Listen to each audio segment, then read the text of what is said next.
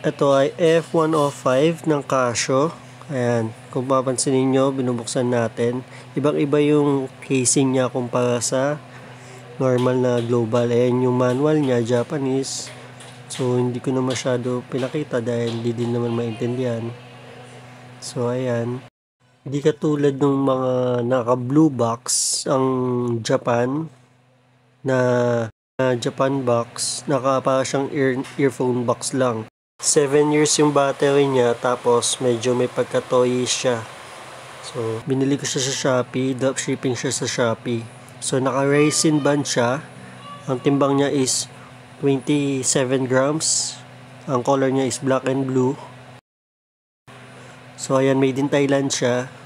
Ang model niya is 3298 F105W. So, illuminator siya. Hindi siya yung katulad ng F91 series. So, stainless yung likod niya. So, resin band. Made in resin. Ayan. Bumili din ako ng screen protector niya. Pero iba seller niyan. Sa China naman yan.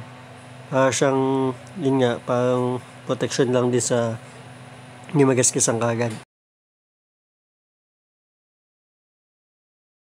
Yan, yung blue light.